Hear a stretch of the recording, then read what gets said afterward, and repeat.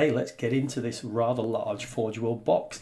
So in here is a Reaver Titan. I picked this up at the weekend just gone down at Warhammer Tottenham Court Road in London. I was meant to be gaming at Warhammer World this weekend, but there was a train strike on and the guys that live in London had difficulty getting up to Nottingham, so the Northern Collective decided we'd just drive down to London and do a weekend down there. Thankfully, the guy that was hosting us has a nice gaming area, which you'll have seen on my Instagram if you've watched that. So yeah, popped into Warhammer Tottenham Court Road because they stock the Forgeworld models and picked up this Reaver. So let's just go through and see what we see. So this won't be an assembly guide or anything like that. At the end of this video, we're not going to have an assembled Titan or anything. I'm just going to literally open up some bags, have a look at some models, talk about why I chose this particular one, and kind of see what the quality we've got. Because the last big Forgeworld unboxing I did on the channel was the Knight Asterius, which I then turned into Nurgle, which is what this is going to be. And I did find some quality issues on that model, some quite significant quality issues. So let's see what we get with the Reaver, which will be, when it's built, my largest model in my collection, and it should be a bit of a centrepiece for my Nurgle and Death Guard force. So, Forgeworld bags. I think this is new style. Sorry for the lot of background noises and rattling these bags, but we'll get through them. So I'm not quite sure how it's been bagged up. So let's just take a random look through these kind of bags. Ooh, I think I've actually managed to break the peely tab. Never mind. Right, so we'll slide this out of the way and just literally take a quick look at what we've got in here.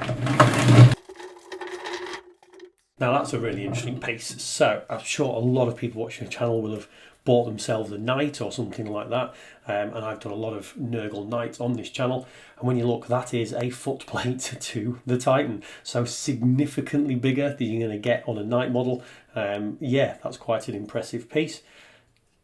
Straight away, you know, typical Forgeworld really, some obviously casting issues, some mold lines there, but nothing big and glaring there. So what we've got in this bag, we have feet, we have the waist joint. So it really is, when you look, obviously this was made before the Knight, so obviously a Knight is a scaled down Titan, but already you can see the very similar pieces that are going to appear for it. So into the sockets there.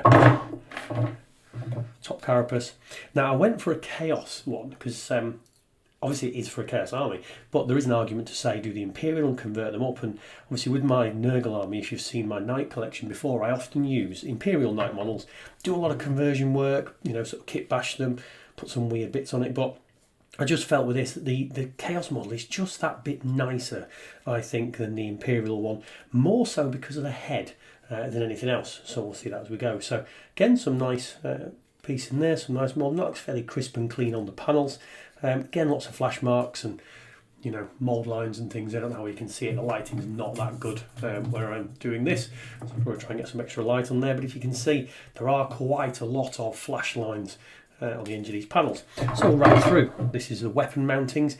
Again, if you've watched my Warhound build, so the Warhound Titan I've got, these look like very similar shoulder sockets to that Warhound Titan, but obviously just scaled up that bit more. I might have to go grab my Warhound actually, because I played with it on the weekend and it's in a box downstairs. It hasn't made it back into the garage yet where it gets stored. I don't have it out in my sort of hobby space in my hobby room upstairs because I literally don't have enough room for every single model, and at the moment I've got a lot of Star Wars and Tyranids and things on display in my cabinets, so we'll see. So yeah, very nice pieces. I'm going to go grab the Warhound and we'll do a bit of a size comparison. So we'll pause it at this and we'll do a quick run downstairs shot. So I've run and picked up these models. Let's do a quick size comparison. Point to note, I have just actually washed my hands because all these models are covered in mould release agent, so you will get slightly greasy. So I'm going to minimise the time I'm going to touch on painting models with it and then go back to the sort of rest of the unboxing. But again, just spot some mould lines on these. It's going to take a bit of clean-up work. So this is the kind of shoulder mount for the weapon, and let's compare that to the Warhound Titan, which in itself is a massive model. But look at that, it's probably 100% bigger, so that's quite a size jump when you see that. If you're interested, if you've never watched my Warhound Titan unboxing and customization, check that out on the channel as well. And I thought while we're there as well, I've picked up my Knight Cerastus just because that was again in the game I've used recently. So let's look at the Knight Cerastus again, which is a very big model, and look at the foot section there where the pistons go into to mount the feet. And look at the size difference. So if you've got a, you know, Cerastus yourself or a Knight, you can just see how much bigger this is going to end up being than these models. I'm sure I'll do some size comparisons as we go. So we'll try and get the Warhound out of shot there. mostly, and carry on looking to these pieces. So I'll rebag them. Now, I just talked about the mould release agent that's obviously on these. Now, before I start any assembly, I will generally give them a really good, thorough wash, and I will do a preparation and kind of build video on the channel, obviously. So I'll see that. So I'll get these back in the same bag. I like to put them in the same bag rather than keeping them in different ones. I don't know, it's just my thing. So we'll get these back in.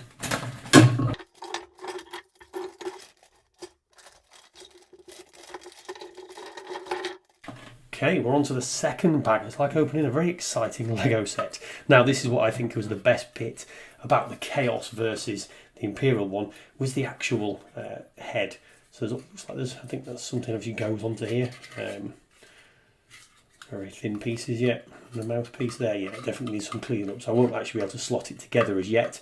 But that's the head. You've got a little pilot section in there. I don't know if you can see, but in there, if I can get some extra light onto it, you've actually got little Chaos symbols and skulls and things in there, and I'm sure I'll do some more details as we go through the build. So yeah, little pilot section, it's very cool. Now it's like, what piece is that? I'm going legs. I'm guessing legs. If anyone out there's built one of these, you'll know, are these leg pieces? Obviously we'll get some instructions there. And what's nice, and what I liked about the Chaos versus the Imperial one, is you've got all these kind of little chaosy symbol bits coming in, some little bits of gross, nothing too chaosy, so it's not obviously Nurgle, it's not obviously any power, but easily adaptable to what I would like to do. Now these are the knee panels, I believe, yeah. Now this was something that I didn't overly like when you see the built up and painted model. This panel I don't seem to like how most people do it, so I'm going to have to do some differences on that, but it does fit in quite well. Again, to the Warhound legs, if we can bring the Warhound in frame. I do want to minimise touching this, obviously, as I said before, but take the top off. It does match in with what's been put onto the Warhound sculpting, so you know, I guess why you'll get some similarities across the model, which makes absolute sense. Okay, so let's get this back in this bag. Nothing else really interesting, just big chunks of resin at the moment. But yeah, let's get these back in and get to the next one.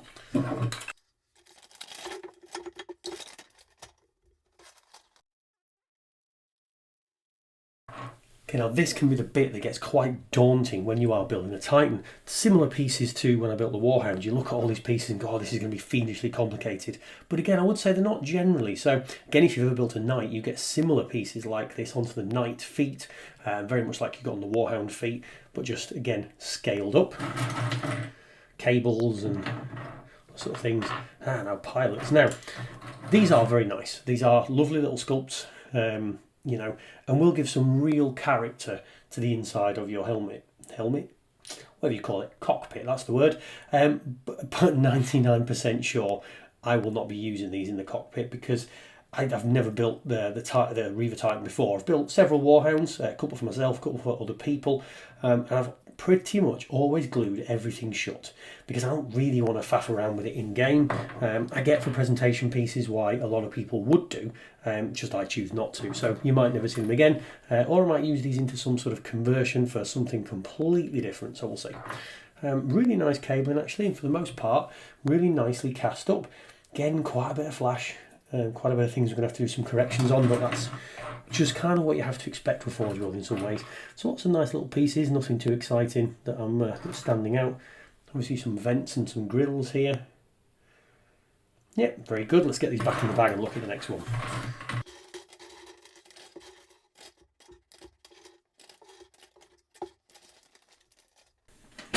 I would say on my table you can already see lots of little bits of flash that are already dropped off from two bags. I will obviously give my table a thorough clean. This is my hobby desk, and I usually have the green kind of cut mat on top of it, but I will give this a good clean down after, because you don't want that residue. And already, I don't know if you can see it on camera, but my fingers are quite greasy with that mould removal. Now, if I'm entirely honest, that's probably something forgeworld to do something about, because I have bought resin miniatures from other companies, and you don't tend to get that, so something that they probably need to pick up on. Just give them a watch before they send them out to customers. Right, next bag. This one doesn't look particularly exciting. This looks like leg armour and that kind of thing, and some bits of torso, so we'll get into this. And I would say, I don't think this is leg armour. I think this could be toes and feet, looking at that. Obviously, having never built one, I'm not quite sure, but I think this is going to be the articulated toe parts that go into the model. And again, they look fairly nicely cast. Again, nice little chaos details here, and these that I've done on my Warhound, I've done these kind of in an aged brass effect, so we'll do the same kind of thing. So that's good. So this looks like all the sort of feet components and the sort of rear feet. It says side in there, what that means. So the side toes, and this will be where all the pistons will be going in, I would imagine.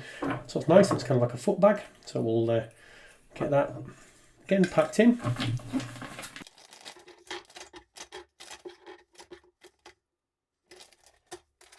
Right, let's get into the next bag. Now this looks like, again, armour panels, looks like some internal detailing. So there's a few bits here that might be of interest. Okay, now this is kind of cool. So again, very nice armour panels. I would say you can see some mould lines and things and stuff down the sides here, but it's not on key areas, so it should be relatively easy to clean up, even though some of them are quite chunky. But I don't think any of it's really gone into the details. A little bit around here, actually, that's merging into the details. And that's a big argument about ForgeWorld, is like, should we put up with these kind of flaws? Probably not for the money you're paying for these things. These are absolutely not cheap kits. But look, I suppose it is what it is. And I'm nurgling it. It is going to nurgle, so those kind of flaws are not really going to stand out on a Chaos Titan. But yeah, let's not get drawn into that. Right, internal parts. Again, looks like a fair bit to tidy up, but very nice kind of internal. And again, that's a lovely piece of kind of internal cockpit area with computers, and it's all the cabling and the wires and things. And it's almost a shame that I am going to seal this in. I might see if I can get away with not using that part, because that would make a great kind of wall panel for Necromunda or in sort of some sort of Mad Doc's workshop. So if that's not structural, I'll try not to use that and see what I can do. But I think actually it's going to be structural, because you've got what looks like the opposite side. So I imagine this is going to be the interior to the torso. Lovely pieces, actually. This is some of the detail they've put in here is fantastic, and you've got some sort of wide servitor. So this will be the arm. So in the Warhound, you've got a similar thing where you've got a little gun servitor kind of next to the arm pod, and I think that's going to be the same, because you've got a couple of very nice little servitors in there. I don't know if you can see the detail. I'll try and zoom in or something somehow, because I'm quite conscious I've got this set up quite far away. So let's try and get you in to see a little bit more of that detail into these. So yeah, you've got the freaky wiring gun servitors, the kind of sort of pistons, sort of computer terminal here. Yeah, all very nice. Two very nice sculptural parts. Now, the rest of these parts are just fairly big and chunky, like, you know, weapon pods, or I'm imagining that's an arm. Ooh, with a horrible mold line down there. I don't want this to turn into a negative, because I'm very excited about buying this model, obviously. But yeah, just want to be aware of, you're going to have a fair few corrections to do. Now, this is interesting. I did not know that these spikes weren't moulded in. So on the Warhammer, which I've done a few of, you've got spikes you could put into slots in the armor. But this looks like actually the whole spike and the whole hole is on a little thin piece of sort of the resin there, and you can choose to put these where you like on the model. I think that's a good thing. I like that. And obviously it's just, yeah, 3 of them. Very nice. And these are the back sort of vents. And another one of these spike sprues.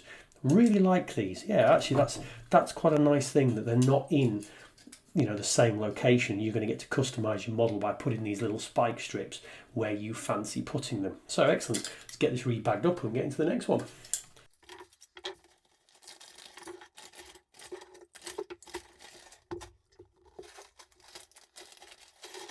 Okay, we're going to stay zoomed in for this one, because this bag has got a similar thing that we've just seen. So when I've seen these on the models, I just assumed it was like, again, the Warhammer, like I said before, where the chaos symbols and things are actually moulded onto the model, but they're not. They're on these little, there's a lot of flash on there to take off, but then obviously you'll glue this onto your model, and it means you can customise your actual model to look how you want. So it looks like we've got a few of these. So that's quite interesting. It's not made obvious that these parts are merged into the model now, separate pieces. So yeah, very nice. And again, more pistons and rods and things. Lots of mysterious little parts. Void shields, I know what they are, that's fine. Although in the new rules, obviously void shields aren't taken as a separate entity in 10th edition. They're kind of just merged in with the actual rule set, so you haven't got the void shields that you have to take down slowly before you can actually damage the Titan, which, yeah, it makes sense in a lot of ways. makes the rules a bit simpler. And I will say this weekend we played, didn't do any of the bigger Titans, because we mates have got bigger ones, but we did play with a couple of Warhounds, and I do think they're more effective in 10th than they were previously. So, right, let's get this away.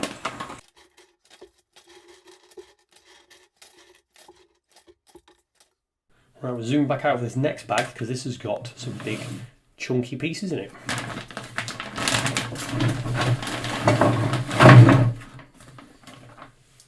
Okay, absolutely no idea what that is. I'm assuming it's a part of an arm. It's going to be exciting building this, because these are some big chunky pieces of resin. I mean, for example, this one resin piece is a good couple of Space Marines tall, so this is a big model. Armour panels. I'm going to grab a Space Marine so you can get a real actual sense of how big these things are. I actually grab two models to do this comparison. So let's go for this, which I think is just a chunk of leg armour, so it's not even a big piece in comparison. Here we're against the Terminator, which is not a small model. This is not a standard size Space Marine, so it gives you an idea of the sheer size of these panels. That's quite exciting. And let's have a laugh and put a termagant next to it. There we go. So yeah, I won't handle these again, so I wash my hands to keep the whatever the mould remover is that's all greasy on my hands. So we'll put them to one side, and let's find out what this is that's wrapped up. Now you can see some of these, I don't know if they're called gates or something, wherever they are, they're coming loose from the models just in the bag anyway. So I have actually a full bag of these in the garage from the Warhound Titan and also the Asterius that you'll see on the channel. So I've got to do some things one day. The idea was to do some maybe urban barricades or something with them, but not quite sure. Right, I don't know why this piece is wrapped up, whether it's delicate or something. Doesn't look to be, looks to be fairly similar. But again, a good example of some nice sculpting in here. So it looks to be a rear piece, or no, head piece. So I imagine it's where the head's going to mount, just having seen these kind of pieces on the Warhounds and things before. And that's obviously the doorway into the cockpit. So very nice with some little chaos symbols and things on there. So let's get this back in. I'm not going to wrap this back up again. I can't work out why it was wrapped. Right.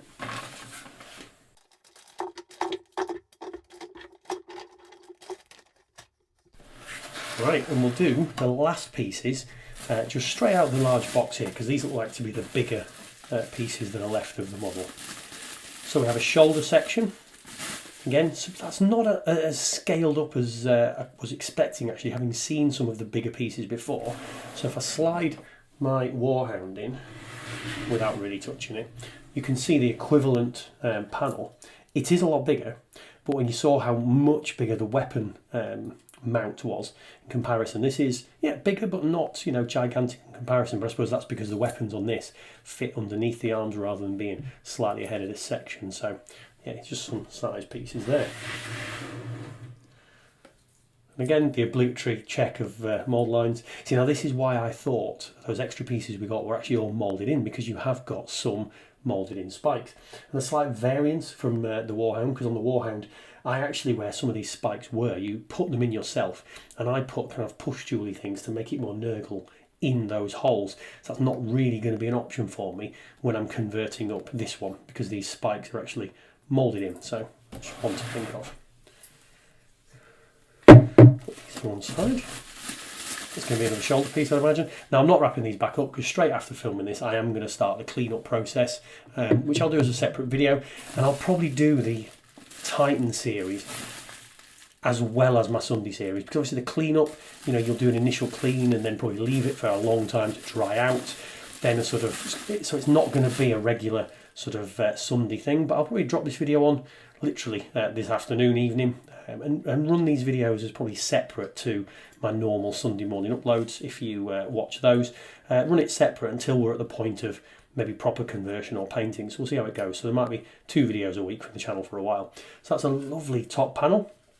Again, echoes kind of what you've seen in the Warhound in terms of how it wraps over the carapace, and this is meant to be obviously removable from the model, but it will get sealed down, which is a shame. That there's a real nice piece of detail in there that is going to get sealed away at some point and never see the light of day, but there we go. It's one of those things, isn't it? And this is where the missile pod will go. I've got the weapons, I'll show you those shortly. Missile pod goes in the top there, and a nice sort of sectional panel. So again, to one side, ready for cleanup. I think we're on to the last piece of the actual reaver, and then we've got all the certificates and things at the bottom. Okay, so this is what we're looking at. This is the bottom. So here it's obviously a pin that will go into the socket for the legs. Now, I haven't quite decided whether I'm going to do it with a pin through to slot in or whether I'm going to do magnetised. Now, I magnetised my Warhound and used probably not a strong enough magnet to start with, so then remagnetised it. A mate of mine who's got the Warlord has done his with pins, and this is not that scale, but I think it's probably going to need a little bit more rigidity and structure than I gave my Warhound, because again, it's just that little bit bigger. So this looks like actually this is the normal torso that would go for the Imperial Reaver as well. So I don't know if this is a mispack or whether you just get this torso for everything, but if you notice, this is lacking in all of the chaos details around here. So I'll have to see if I can pull up a picture from forgeworld and work out whether this is just a generic piece that goes into both the Reavers or whether I had a wrong piece packed. But that is a little disappointing if that's what I'm supposed to have, because all the other pieces had the funny, chaosy bits. Having said that, the weapons you buy are weapons that go on both models. So there is a bit of conversion to do if you want to make it a bit more chaosy. So yeah, that's the final piece of there. So let's have a look at the weapons before we look at the certificate. And we'll dig the certificates out sort of last. Okay, so in terms of weapon fit, you have to go for the Chaos Reaver Apocalypse missile launcher, and then I chose to go for 2 laser blasters. I very, very nearly bought a claw and things like that. It looks very, very cool, but I wanted to have 2 of the same weapon, and I do think the laser blaster is the coolest looking one. I think for game use, I think I'd have probably been better off taking 2 volcano cannons, because this really is going to be the model that I put up against, again, Friends Warlord in massive games. And volcano cannons probably would have been more effective, but personally I think the laser blasters look much cooler. And then, having read the rules, actually the laser blasters are probably a little bit more versatile at shooting other things. So you get a little bit of instruction, incredibly well packed there. Now this was made, I've checked, 4th of August 2022. This has been knocking around a while, hasn't it? Probably explains the state of the box. Again, I got this from down London at the Warhammer store, so this isn't direct from forgeworld head office or anything, but I imagine it's been downstairs. I don't imagine they sell that many of these things anyway. It probably shows it's not a popular weapon choice. So let's have a look at the bags. You get a nice instruction booklet. So this is obviously one of the newer weapons, because I think you still get the printed out instructions. So fairly simple, not too many pieces with this weapon. Obviously I'm not going to go through both weapons, but I will clean them up separately in the bags and probably do a video on building the weapons, why not. Yeah, very good, nice little instruction booklet. And with it saying copyright 2018 on there, I don't know if you noticed, the Reavers were done before that, so I'm assuming that's why there's a nice instruction booklet in it and quite different one. So let's look at the Reaver parts. So I'll just grab a couple. There's a couple of cables and things in there, which again are big chunky cables when they come to it. And that's the difference when you're building a model of this kind of size, is that really just everything is scaled up. There's no particular difficulty in cleaning them up really, because they're bigger. I find sometimes actually when you're doing night, sometimes cleaning up the small fiddly parts is more difficult than cleaning up forgeworld. So there's the triple barrel. Very nice, and obviously we'll see how the assembly goes when we get to that assembly stage. The kind of armour shroud. Again, yeah, nice. Few of the flash marks and stuff like you always seem to see, and then the rear of the weapon that we'll assemble later. So we'll have a quick look at the missile launcher, then we'll look at the paperwork, and then we'll call the video done, because this is probably already half an hour long.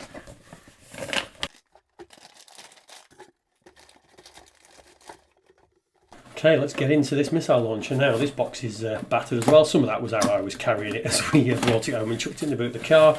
But I imagine this is one that's been sat on their shelf for a long time as well. Oh no, it's fairly new. April 2023, so fair enough. Slightly different booklet, is it, from there? So it's showing you a bit of an idea about how to paint and assemble these things. How to straighten out warp parts, cutting off casting gates, all those kind of things. That's all fine, and we'll see that.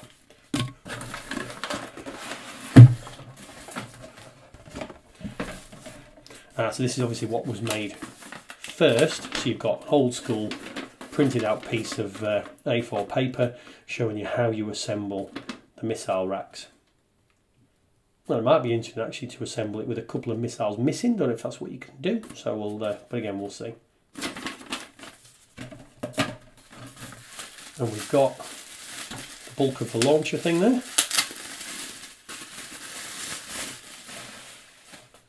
with a chaos symbol on top, and I've mostly moulded in. And then here where you put the missiles into the rack. So yeah, fairly chunky piece of resin there, and I'm sure that's going to be a lot of fun getting that gate off, because that is a big chunk of resin. Let's have a look in the bag.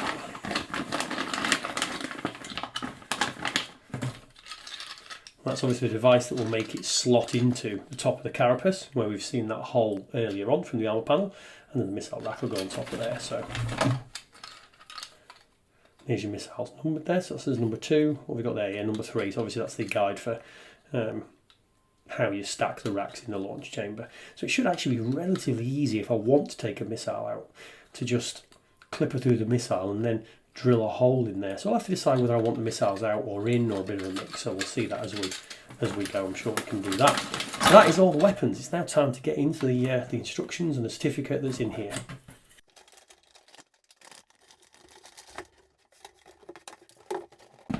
Shaking it upside down to get rid of these like bits of resin, because we may have an empty box.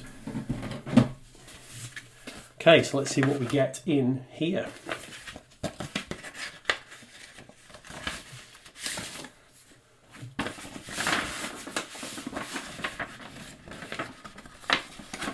Some things in there. Oh, instruction booklet. So it's fairly new actually. This model was checked in April of 23, so fairly newly done. There's a certificate. So my Reaver Titan is number 3167. Not that I know if that means anything, whether that's randomly generated or anything like that, but I swear it's a piece of paper. I'm not going to do anything with that. And then we have build guide. I'm assuming this is for the eye lenses, but what I will do is I'll probably fill those eye lenses in. If you watch any of my videos, I never seem to leave the clear part of any model clear. And here we go. Gives you a guide here. There we go. This is what they're for. The Chaos Reaver comes with a selection of spikes and symbols to transform the weapons. Right, got you. That's what they're for. There we go. That makes absolute sense. There we go. I did say earlier I've got to convert the weapons, so it's pretty good. And it gives you instructions for how to build this here. Yeah, it was a leg piece. Sit there. So I look forward to doing that. So that is my sort of opening, unboxing, and ramble through the Reaver Titan. Yeah, keep an eye on the channel. You'll see some cleanup videos, I'm sure. You'll see some videos of me painting it and converting it a bit more. And look, I hope I can do it justice, because it is a huge model and is now the biggest in my collection. So thanks for watching. Look, I hope you enjoyed that kind of ramble. If you did, like, comment, subscribe, all that YouTube jazz, and I will see you on another video.